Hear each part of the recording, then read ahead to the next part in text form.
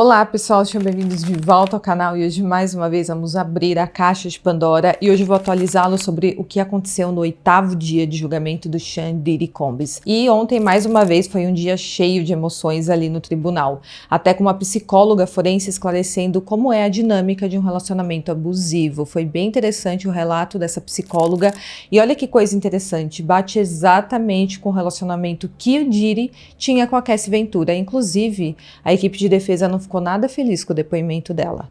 Eu vou narrar tudo para vocês hoje. Esse caso do Diddy, como tantos outros, tem atraído a atenção do mundo inteiro, principalmente de quem é fascinado por histórias de crimes reais, assim como eu também sou. E se você é uma dessas pessoas, eu preciso te dar uma dica. Você precisa conhecer a editora Mori. Essa é uma editora focada exclusivamente em livros de true crime, em livros de mistério, de tensão psicológica, todos os temas que nós amamos. E eu já aproveito e vou deixar uma dica aqui de livro para vocês que tem lá na editora, é o Mulheres Mortais. Esse livro traz à tona casos impactantes de mulheres que marcaram a história do crime. Aqui tem 18 casos chocantes de mulheres que matam. Então você vai mergulhar nas mentes e nas motivações dessas figuras que chocaram o mundo. O livro é super interessante, vocês vão amar. E além disso, a edição da editora Mori acompanha itens exclusivos que torna essa experiência ainda mais imersiva e especial. Olha só, se você comprar o livro, você vai ganhar um card de colecionador aqui no tema, o marca-página também no tema e também papéis de carta. Olha que interessante. Achei super lindo, tudo no tema do livro para colecionar. Eu adorei, eu amo colecionar as coisas, então eu já vou guardar aqui na minha estante do livro. E esse livro é excelente, vocês vão amar. Conheçam também a editora Mori, focada em true crime, vocês vão adorar. São diversos livros focados nesses temas.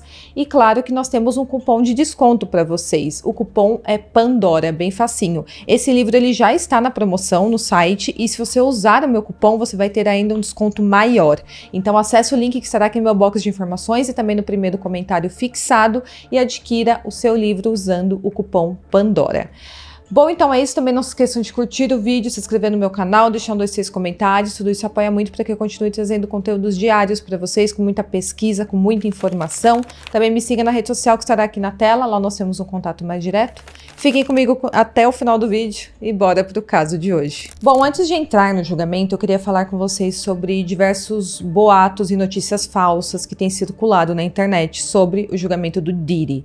Muita gente me perguntou sobre essas notícias falsas, se era verdade que tinha um áudio do Prince que havia sido transmitido no tribunal, se o Usher havia dado seu depoimento, se outros cantores famosos haviam testemunhado. E não, gente, é tudo mentira. Até o momento, todas as testemunhas que testemunharam ali no tribunal eu trouxe aqui explicando detalhe por detalhe nos meus vídeos. Então, nada além do que eu estou trazendo aqui tem acontecido ali no tribunal. Eu pego toda a linha do tempo de tudo que aconteceu, destrincho aqui para vocês. E também é mentira que o Diddy se exaltou, foi pra cima da mãe da Cassie. É tudo mentira, pessoal. Se vocês querem saber exatamente o que aconteceu, eu estou trazendo aqui diariamente para vocês, com detalhes dos testemunhos de cada pessoa que é chamada para depor, e nada além disso está acontecendo no tribunal. Se acontecer do Usher tiver que testemunhar, eu vou trazer aqui para vocês todos os detalhes também, mas até agora isso não tem acontecido. O áudio do Prince não foi repercutido ali no tribunal, é tudo mentira e tem muitos canais utilizando de notícias falsas, de invenções para tentar ganhar engajamento. Então tem que tomar um cuidado com isso. Para quem está assistindo, está acompanhando aqui pelo meu canal, eu estou trazendo tudo na linha do tempo, eu não estou deixando nada de fora e também não estou, claro, inventando informações aqui para vocês. Bom, só para deixar bem claro isso, para vocês não caírem aí em falácias da internet. E agora eu quero falar com vocês sobre as acusações que o Diddy está enfrentando. As principais acusações são as seguintes: acusações de tráfico sexual por força, fraude ou coerção. Quanto a essa acusação, a promotoria alega que o Diddy organizava festas sexuais conhecidas como freak offs, onde mulheres eram coagidas a participar de atos sexuais com acompanhantes masculinos, frequentemente sob efeito de substâncias e também com promessas de oportunidades profissionais. Então esse seria o modus operandi para o Diddy cometer os seus crimes. Essas atividades teriam ocorrido em diversas cidades dos Estados Unidos, como Nova York, Miami e Los Angeles. E essa acusação envolve coerção, força, fraude ou exploração, ou então qualquer ato sexual comercial com menores de idade, né? Que mesmo sem coerção caracteriza tráfico sexual. Essa acusação não precisa necessariamente envolver o transporte da vítima entre cidades. Pode acontecer na mesma cidade, no mesmo estado. Por exemplo, alguém obriga uma mulher a trabalhar sexualmente sob ameaça. Aí se enquadra nessa acusação. E a maior prova que a promotoria tem dessa acusação até o momento tem sido aquele vídeo onde a Cassie tenta fugir de uma free coffee e o Diddy a agride no corredor daquele hotel em 2016. E aí ele tenta forçá-la a voltar para a free coffee. Então essa seria a maior prova demonstrada no tribunal até o momento. Mas claro que a defesa alega que, na verdade, que ele estava cometendo violência doméstica, que não é um crime federal e não se enquadra em tráfico sexual. Ele também está enfrentando 2 acusações por transporte para fins de prostituição. Essa acusação envolve transportar pessoas entre estados para esse fim, o que constitui uma violação das leis federais dos Estados Unidos. Por exemplo, se o Diddy contrata alguém para um ato sexual pago em Los Angeles, na Califórnia, e leva essa pessoa para Nova York, isso configura crime federal com base na lei Mann Act e também na de tráfico sexual de pessoas. Mesmo que a pessoa concorde, se a finalidade for participação em atos sexuais comerciais, ou seja, pagos, o simples ato de atravessar fronteiras estaduais já é suficiente para caracterizar crime federal. Isso porque os Estados Unidos tratam o transporte interestadual, ou seja, entre estados, para fins de prostituição, como uma violação de soberania dos estados. E seria um problema federal de ordem pública. Então ele também está sofrendo essa acusação que ele contratava e levava garotos e garotas de programa para outros estados. Ele também está com uma acusação por conspiração para extorsão. Ele é acusado de utilizar sua influência e também dos recursos que ele tinha em mãos para coagir mulheres e homens a participarem desses eventos, muitas vezes sob ameaça de represálias ou então prejuízos profissionais. E por último, ele tem uma acusação de extorsão. A promotoria alega que o Diddy participou também de uma conspiração para extorquir as suas vítimas, utilizando principalmente sua posição de poder para manipular e controlar suas ações. A promotoria alega que o Diddy utilizou sua empresa, seus funcionários, suas propriedades e recursos como parte de uma organização criminosa destinada a facilitar e encobrir o tráfico sexual, a extorsão e o transporte para fins de prostituição. E essa acusação se baseia na lei americana chamada RICO Act. É uma lei de organizações corruptas e influenciadas por pessoas que praticam a extorsão. Agora, por que o uso da empresa agrava toda essa situação? Porque transforma o crime de um ato isolado em um esquema empresarial criminoso, em um esquema enorme para cometer os crimes. Essa acusação envolve penas bem maiores do que um ato isolado, envolve também congelamento de bens, bloqueio de contas da empresa e até confisco de propriedades. E amplia também o leque de testemunhas, já que funcionários da empresa podem ser chamados a depor, como de fato está acontecendo aqui no julgamento do Diddy. Agora, quanto à defesa dele, eles estão adotando uma estratégia multifacetada para tentar justificar tudo isso, para contestar as acusações, na verdade. O foco principal é descredibilizar as testemunhas-chave, especialmente a Cassie Ventura, e também argumentar que as interações eram todas consensuais e que só envolviam adultos. A defesa afirma que o relacionamento entre o Diddy e a Cassie foi marcado por comportamentos abusivos de ambas as partes, incluindo ciúmes, uso de substâncias, violência física, e eles argumentam que, embora o relacionamento tenha sido muito disfuncional, não houve coerção ou então tráfico sexual. Essa é a defesa dele. Os advogados dele também apresentaram mensagens de texto e algumas evidências que, segundo eles, indicam que a Cassie participava voluntariamente das festas sexuais e também consumia substâncias por vontade própria. E essa estratégia visa mostrar que ela não era uma vítima passiva, mas uma participante ativa nas atividades em questão. Eles também reconhecem que ele de fato organizava festas sexuais, mas eles argumentam que essas atividades eram todas consensuais e que não constituem crime. Eles destacam principalmente que gostar de certos itens ou então práticas não é ilegal por si só. Mas a prova da promotoria, a maior prova até o momento demonstrada no tribunal, é o vídeo onde o Diddy agride a Cassie no hotel em 2016, que mostra violência. Então, essa prova enfraquece a defesa de que não havia abuso ou então coerção. E, afinal de contas, ela estava tentando fugir de uma freak-off, o que torna tudo ainda pior para a defesa dele. As mensagens também mostram que o Diddy organizava as freak-offs com detalhes logísticos, pagamentos de passagens, hotéis, acompanhantes e pedindo que funcionários dele organizassem tudo aquilo. E os testemunhos de ex-funcionários que eram responsáveis por reservar quartos de hotel, também responsáveis por comprar itens como lubrificantes, substâncias, contratar acompanhantes, tudo isso torna as coisas ainda piores para a defesa dele. E nós vimos que realmente um ex-funcionário detalhou que o Diddy usava até nomes falsos nas reservas de hotel para evitar rastreamento das suas atividades. Há também testemunho de que após o Kid Cudi se envolver romanticamente com a Cassie, o carro dele explodiu misteriosamente e a promotoria está trazendo isso como uma evidência do padrão de intimidação e ameaças praticado pelo Diddy contra pessoas que ele considerava rivais ou então que ameaçavam o seu controle sobre a Cassie. Inclusive, hoje, o Kid Cudi vai testemunhar no tribunal, ao que parece. Mas ainda assim, eu tive acesso às análises de alguns analistas jurídicos dos Estados Unidos, e alguns estão dizendo que, apesar do peso midiático do caso, as provas podem não ser tão robustas quanto parece no campo legal, tecnicamente. Por exemplo, alguns dizem que o vídeo da agressão é relevante, mas não é o suficiente para comprovar tráfico sexual.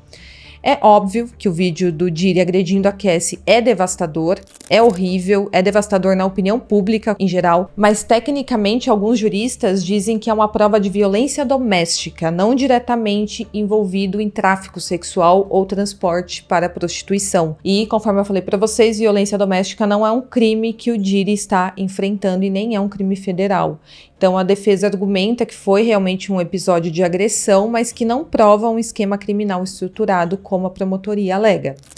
Além disso, muitos textos, muitas mensagens, e-mails podem ser interpretados como logística de festas entre adultos que consentiam com tudo aquilo, não necessariamente prostituição ou tráfico. Então, se não houver menções diretas à coerção, a pagamento por atos sexuais, e isso tem, aparentemente, de acordo com os testemunhos, mas se não houver, por exemplo, transporte com esse fim específico, a acusação acaba enfraquecendo um pouco. Quanto a algumas vítimas, existe também o risco das acusações parecerem motivadas por motivos financeiros.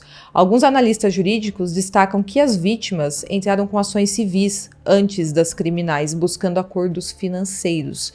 Então a defesa pode usar isso para argumentar que esses testemunhos, que essas supostas vítimas estão contaminadas por interesses financeiros, o que acaba reduzindo a credibilidade perante o júri. E as festas descritas, por mais chocantes que eram, bem macabras, não são ilegais se todos os envolvidos forem adultos que estão consentindo com isso, mesmo com o uso de substâncias, que seriam outro crime, mas não tráfico sexual. Então a defesa vai usar isso para argumentar que se trata, na verdade, de um estilo de vida excêntrico e não de crime organizado. Então, para tudo isso, para todas essas acusações, precisam de provas robustas, porque aqui é um julgamento que envolve prisão perpétua, né? A possibilidade de uma prisão perpétua. E claro que eu acredito que de fato ele cometeu esses crimes, mas a questão é: tem provas o suficiente? A promotoria tem um trabalho árduo, porque ela precisa conectar todos esses elementos diretamente às vítimas e aos atos sexuais, ou então acaba se tornando acusações separadas. Alguns analistas jurídicos falam que também é bem difícil comprovar que ele usava suas empresas para cometer os seus crimes, porque tem que comprovar que a empresa foi fundamental na execução dos crimes e não apenas um meio incidental. Alguns especialistas também dizem que até agora a promotoria não apresentou um fio condutor sólido ligando todos os elementos encontrados aqui, inclusive até na casa do Diddy, ao suposto esquema criminoso. E eu achei importante aqui esclarecer juridicamente essas questões, porque assim, todos estamos de acordo que o Diddy é um criminoso, ele é um homem violento, ele cometia abuso contra homens e mulheres, tem diversas vítimas dele que deram os seus relatos, inclusive no documentário feito contra ele, mas agora, tecnicamente, né, no tribunal, a promotoria precisa provar cada uma dessas acusações que paira sobre ele, para que ele realmente seja condenado e pague pelos seus crimes. Até agora, a promotoria tem feito um excelente trabalho, tem realmente muitos elementos que podem ser usados para condenar o Diddy, mas alguns analistas jurídicos falam que ainda não é o suficiente. Mas vamos aguardar, porque tudo depende também da perspectiva do júri, como que o júri está lidando com todas essas informações que eles têm recebido diariamente. Será que eles estão entendendo que era usado força, coerção para que as vítimas participassem das freak-offs? Ou será que eles estão entendendo que era tudo de forma consensual? Será que a defesa está conseguindo colocar isso na cabeça dos jurados? É essa a questão aqui. Agora vamos falar sobre o que aconteceu ontem no julgamento. Bom, estamos no 8º dia de julgamento do Diddy e novos detalhes foram revelados. E agora uma psicóloga especializada em vítimas de relacionamentos abusivos deu o seu relato no julgamento. Em uma análise sem citar nomes, ela basicamente resumiu o que era o relacionamento do Diddy com a Cassie Ventura, e ela deixou muito claro que ela não analisou nenhuma situação deste julgamento, ela estava apenas esclarecendo de forma geral, o que foi bem ruim para a defesa dele. Um dia antes, um acompanhante que teve encontros sexuais com a Cassie Ventura e o Diddy narrou que ele viveu ao lado do casal. Também um agente especial que participou nas buscas na casa do Diddy também falou que eles encontraram ali, e a mãe da Cassie Ventura também testemunhou. Havia dúvida se o Kid Cudi iria depor, né, ontem, mas foi concluído que não, então provavelmente ele vai testemunhar hoje. Em seu depoimento na semana passada, Cassie Ventura alegou que o Diddy teria ficado irritado ao saber que ela estaria namorando o rapper, e o carro dele pegou fogo do nada depois disso. Ela disse inclusive que rompeu com o rapper depois que o Diddy a agrediu e ameaçou machucar tanto ela quanto o Kid Cudi. Bom, a Dawn Hughes, uma psicóloga clínica e forense certificada, também testemunhou, e ela explicou ao júri por que as vítimas permanecem em relacionamentos problemáticos, como lidam com essas situações, porque demoram para relatar os abusos e como o trauma afeta a memória da pessoa. E o juiz decidiu antes do julgamento que essa profissional não poderia opinar sobre certos tópicos, incluindo o conceito de controle coercitivo. Ela também se absteve de compartilhar quaisquer opiniões específicas sobre a credibilidade das vítimas do caso. Então, ela não foi contratada para revisar os detalhes deste caso. Ela foi chamada apenas para esclarecer os conceitos que se aplicam às vítimas em geral de relacionamentos abusivos. Bom, então foi retomado neste 8º dia o depoimento do agente especial, o Gerard Gannon, e foi exibido aos júris fotos de brinquedos sexuais, pares de sapatos de salto alto vermelhos encontrados no armário do Diddy, e cerca de 18 pares foram exibidos ali.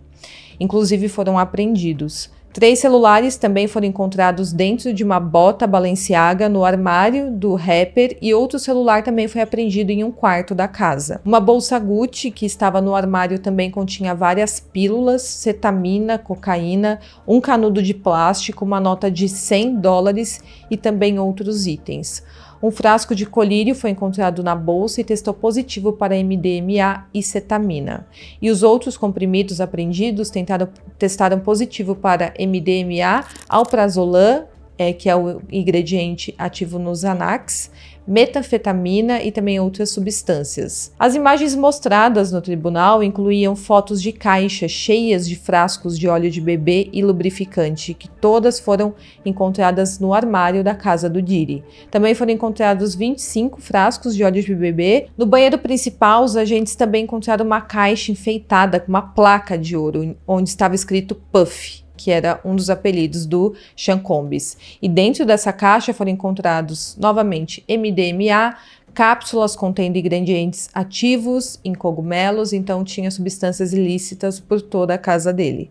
Uma pistola calibre .45 também foi encontrada dentro de uma mala em um quarto da casa, e o agente que estava ali perante o tribunal mostrou um saco cheio de balas tirada de dentro dessa arma. Os promotores, depois disso, concluíram o interrogatório e a advogada de defesa, Tani Geragos, iniciou seu interrogatório. Foi revelado, então, que 6 pessoas estavam na casa do Diddy no momento em que essas buscas ocorreram. Estava um produtor musical, um gerente e outros funcionários e todos foram algemados. E nenhuma arma foi encontrada com essas pessoas. A advogada de defesa pediu que o agente confirmasse se os 2 rifles AR-15 encontrados na casa estavam desmontados e descarregados, e ele confirmou. E logo em seguida terminou o interrogatório desse agente especial. Em seguida foi chamada a psicóloga clínica e forense Dawn Hughes. Ela já testemunhou em casos de extrema repercussão, como, por exemplo, Amber Heard versus Johnny Depp, em 2022, e ela foi a 11ª testemunha chamada pela acusação do Diddy, neste caso. E ela começou sendo interrogada pela própria promotoria. O juiz, antes disso, qualificou a Dawn Hughes como uma perita em psicologia clínica e forense com especialização em trauma e estresse traumático. E a expectativa era que ela falasse sobre vítimas que permanecem em relacionamentos abusivos e também como as vítimas lidam com esses relacionamentos, por que demoram tanto para encerrar esses relacionamentos problemáticos. Ela deixou claro também que ela estava testemunhando como uma especialista cega, ou seja, ela não tinha os detalhes deste caso e que iria fornecer ao júri algumas informações sobre violência doméstica, abuso, agressão sexual e estresse pós-traumático. Ela também falou que não avaliou nenhuma das vítimas ou das testemunhas neste caso, nem entrevistou ninguém ligado ao julgamento atual. Ela estaria falando de forma geral. Ela disse que viu brevemente a cobertura na imprensa sobre este caso, mas não acompanhou de perto o que está acontecendo no tribunal. Ela também falou que está recebendo $600 por hora de trabalho e $6.000 por um dia de depoimento no tribunal. Então, ela é uma pessoa contratada para fazer essa análise, para dar esses detalhes, na verdade. Análise não, porque ela não analisou nenhuma vítima e nem o próprio Diddy. Ela, então, começou a ser interrogada pela promotoria e explicou que é muito comum que vítimas permaneçam em relacionamentos abusivos e que os agressores frequentemente usam vários métodos abusivos, além de violência física, para fazer com que as vítimas se sintam presas ao relacionamento. É uma questão de poder e controle que o agressor exerce sobre a sua vítima. Ela também explicou que o abuso sexual é um dano muito privado para a vítima, o que dificulta com que a vítima busque ajuda para sair do relacionamento abusivo. Às vezes a vítima tem vergonha de falar isso para outra pessoa. Ela também falou que as vítimas vivenciam uma tremenda vergonha, humilhação e degradação e não querem falar sobre isso. Na verdade, as vítimas não querem nem pensar sobre isso. Ela também falou ali sobre a dependência financeira, porque desempenha um papel muito importante na decisão da vítima de permanecer em uma situação de abuso, e que os recursos são necessários para que a vítima deixe o relacionamento abusivo. Então, quando um agressor controla as despesas gerais da vida de uma vítima, é difícil para que essa pessoa enxergue uma saída para aquele relacionamento.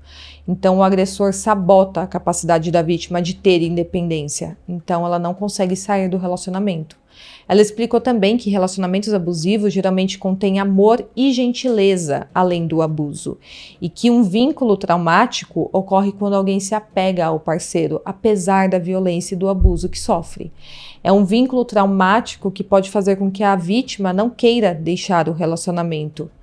E muitas vezes ela narrou que são necessárias várias tentativas para que a vítima consiga abandonar o seu agressor, porque há esse padrão de briga, e depois retorno, reconciliação, depois uma nova briga e assim vai. Ela disse que as vítimas podem querer voltar para a boa versão do parceiro que ainda amam, acreditando provavelmente que a pessoa irá mudar. Ela também explicou sobre a autodefesa passiva e ativa. A autodefesa passiva seria ter ações o menos provocativas possível para fazer com que o episódio violento pare, como, por exemplo, tentar bloquear socos e tapas ou até se encolher no chão. Agora, a autodefesa ativa inclui arremessar objetos ou então revidar a agressão. E as vítimas usam a autodefesa ativa para ter alguma forma de se defender, embora em muitos casos isso geralmente resulte em ferimentos mais graves.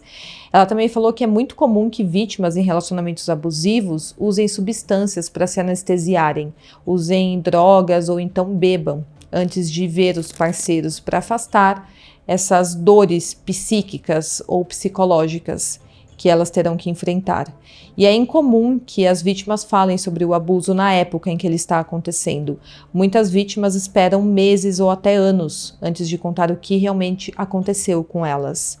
E também vítimas de abuso frequentemente tentam aliviar quando vão falar sobre o abuso, ou seja, tentam minimizar o abuso, porque não querem ser rotuladas como vítimas. Elas não querem rotular também o seu agressor como agressor, porque é muito doloroso admitir o fato de que alguém que você acredita que te ama faz isso com você. E as vítimas também acabam se culpando pelas situações. A especialista também explicou sobre as maneiras como o trauma afeta a memória das vítimas, porque elas geralmente se lembram da essência central de um evento traumático, mas os detalhes, algumas memórias traumáticas podem ficar fragmentadas.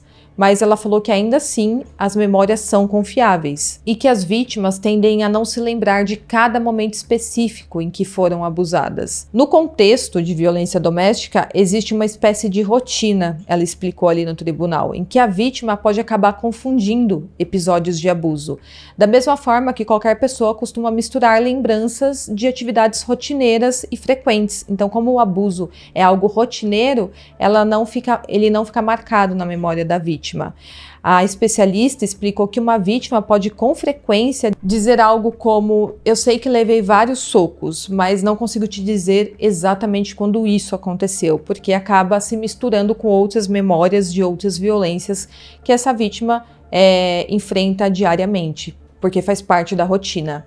Ela também falou que as vítimas têm mais chance de se lembrar de episódios isolados de abuso quando eles estão associados a algum marcador, ou seja, quando ocorre em algum evento significativo para elas, como um aniversário ou então em uma data comemorativa.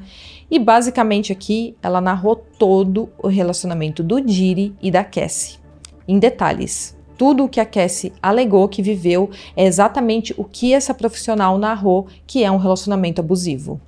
Depois disso, a promotoria finalizou as perguntas e foi a vez da defesa fazer as suas questões. O advogado de defesa pediu que a psicóloga confirmasse que ela não reuniu informações detalhadas sobre os fatos deste caso, e ela confirmou que ela não fez isso e que não estava emitindo nenhuma opinião sobre nenhuma pessoa específica deste julgamento. Ela apenas falou que ela ouviu falar que havia alguém ali no julgamento que se chamava Cassie, mas que ela não sabia os detalhes sobre o caso. Os advogados de defesa então pediram que o juiz solicitasse ao júri que eles saíssem do tribunal por alguns minutos. Então o júri foi inteiro para uma sala separada para não ouvir o que iria acontecer ali no tribunal. Isso porque a defesa queria perguntar à psicóloga sobre uma apresentação que ela fez em 2015 sobre preparação para depoimento em tribunal. A defesa caracterizou a psicóloga como uma testemunha tendenciosa. A promotoria respondeu dizendo que não acreditava que a apresentação que ela fez em 2015 mostrava qualquer evidência de possível parcialidade por parte da profissional, mas o advogado de defesa disse que nessa apresentação existia um treinamento para defensores de vítimas de violência doméstica e que a psicóloga é alguém que ganha a maior parte do seu dinheiro como testemunha profissional em julgamentos e comparece ao tribunal com uma certa perspectiva, isso segundo as palavras da defesa. A defesa disse que testemunhas especialistas são muito perigosas porque elas vêm com uma aura de autoridade. A defesa inclusive queria mostrar um documento com tópicos dessa apresentação feita pela psicóloga em 2015, mas a promotoria falou que não deveria ser mostrada ao júri porque poderia ser confuso e causar um espetáculo à parte. O juiz então decidiu que esse documento não seria mostrado, mas que a defesa poderia perguntar à psicóloga um pouco mais sobre o treinamento que ela deu em 2015. Bom, o júri então voltou para a sala do tribunal. Então o advogado de defesa perguntou sobre esse treinamento que ela deu para defensores de vítimas que podem precisar testemunhar no tribunal. Então em 2015 ela deu um treinamento específico para pessoas que poderiam testemunhar no tribunal em casos de violência doméstica, abuso, etc. Ela disse que deu esse treinamento para um grupo que recebeu uma bolsa do Departamento de Justiça sobre a lei de violência contra as mulheres, e ela confirmou que nunca testemunhou em defesa de um homem acusado de crime sexual, e ela falou que nunca fez isso porque ela não avaliava infratores. Bom, a equipe de defesa do Diddy tentou alegar que ela é uma testemunha muito tendenciosa e que não seria válida ali para o tribunal, mas a promotoria contestou tudo isso. Bom, continuando aqui as perguntas da defesa, eles perguntaram a ela sobre 6 reuniões que ela teve com os promotores deste julgamento. Ela disse que realmente fez essas reuniões, mas que os promotores não discutiram detalhes do caso com ela. Depois disso, o advogado de defesa terminou seu interrogatório e a promotoria voltou para mais algumas perguntas. Nesse redirecionamento, a promotoria confirmou com a psicóloga se ela avaliou os autos judiciais desse processo que foram redigidos para que ela não lesse nenhum fato do caso. E ela confirmou que ela leu esses autos, porém que esses documentos não estavam com detalhes aqui deste julgamento. Em sua última pergunta, a promotoria confirmou que a psicóloga foi contratada como testemunha especialista por um dos advogados do Diddy em outro processo.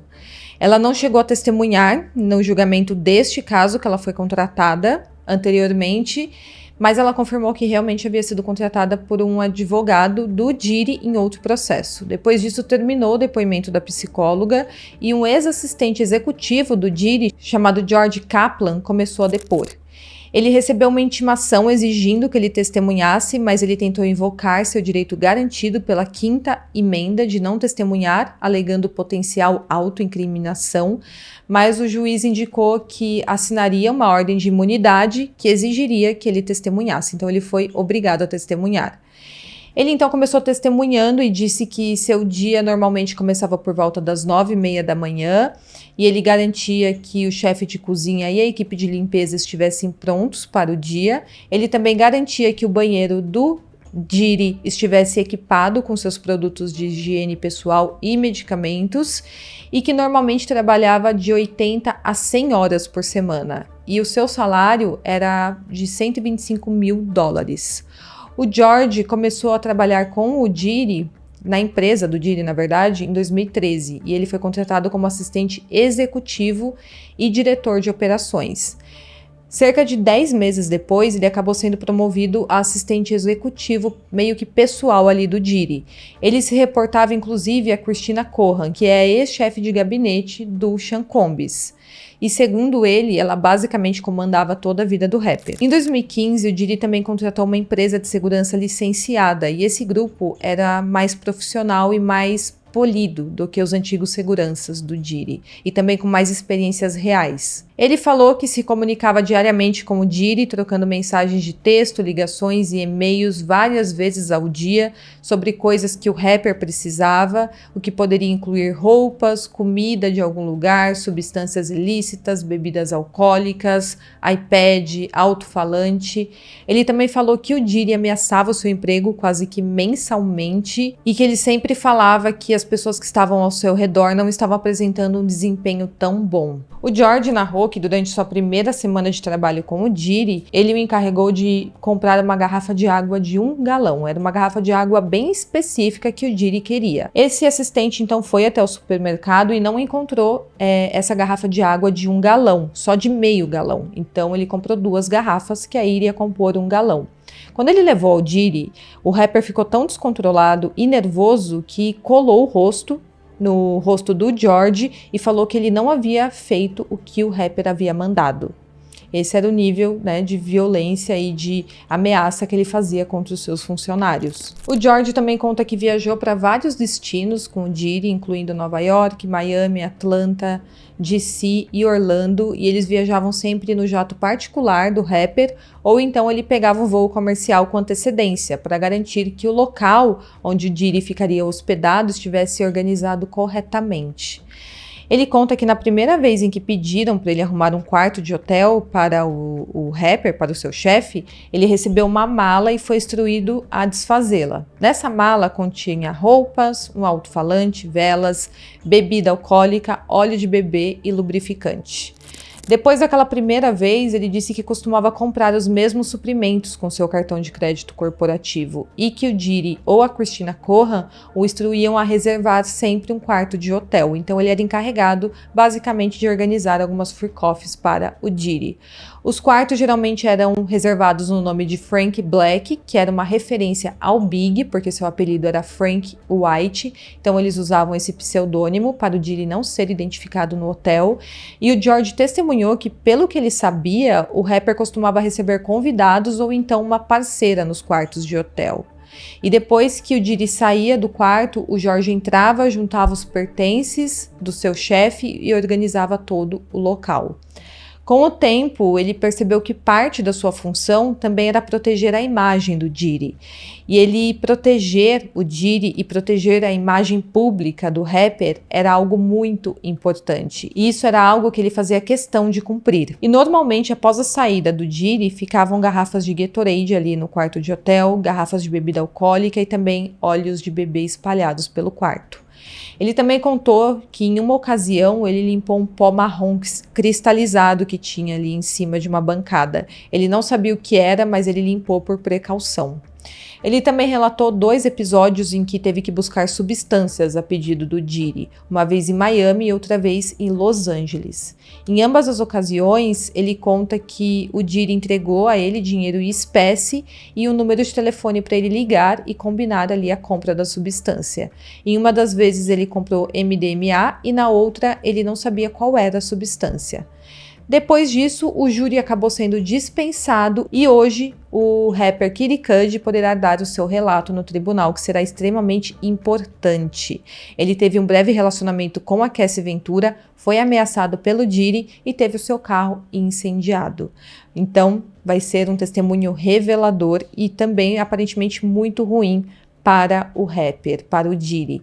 Vamos aguardar, eu vou coletar todas as informações do que aconteceu hoje no tribunal e eu trago amanhã para vocês em formato de vídeo com todos os detalhes, conforme eu estou fazendo. Eu espero muito que vocês estejam gostando, vai deixando aqui embaixo o que vocês estão achando, será que o Diddy sairá ileso, será que ele vai sofrer 1 ou 2 acusações, será que ele será condenado? A acusação ele já está sofrendo, aliás. Será que ele vai ser condenado por 1 ou 2 acusações? Ou será que ele será condenado por todas? Eu quero saber muito a opinião de vocês. Deixa aqui embaixo. Espero muito que vocês tenham gostado e até o próximo vídeo.